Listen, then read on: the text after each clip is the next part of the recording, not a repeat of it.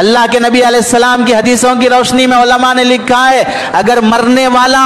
Sugar patient ہو اور وہ جب کبھی شوگر ڈاؤن ہو جائے تو جیب میں چاکلیٹ وغیرہ رکھ لیتا ہے تاکہ اگر اچانک شوگر ڈاؤن ہو گئی تو چاکلیٹ کھا کے شوگر لیول کر سکے. اگر شوگر پیشنٹ مر جائے اس کے جیب میں چاکلیٹ ہو, وہ چاکلیٹ بھی پراپرٹی میں تقسیم ہوگا. بھائیوں کو کھانے کا حق نہیں ہے, کسی بھائی کو یہ حق نہیں ہے کہ وہ جیب کا چاکلیٹ نکال کے اپنے بیٹے کو دے دے. تمام بہنوں اور بھائیوں کو چاکلیٹ میں سے ایک دانہ بھی آتا ہو دینا پڑے گا یا اجازت لے کر ہی خرچ کرنا پڑے گا.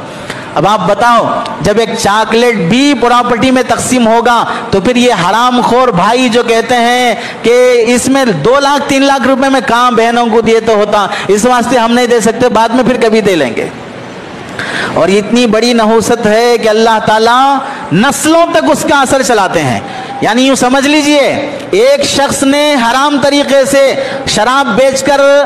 بازاری پنا کر کے رکھیلوں کے ساتھ جی کر کچھ پیسہ کما کر لایا ہے ₹1,00,000, لیکن اس ₹1,00,000 کا کیا کیا؟ گھر کا راشن خریدا, بچوں کے کپڑے خریدے, پانی کا بل بھرا, کرنٹ کا بل بھرا, تو وہ ₹1,00,000 آئے ہیں, لیکن اس 1,00,000 کی نحوست راشن میں گئی, ترکاری میں گئی, سودے میں گئی, کپڑوں میں گئی, کرنٹ کے بل کرنٹ کے پانی میں گئی. یہ سب چیزوں میں جب اس حرام کی نحوست آئے گی تمہارے گھر میں پلنے والی اولاد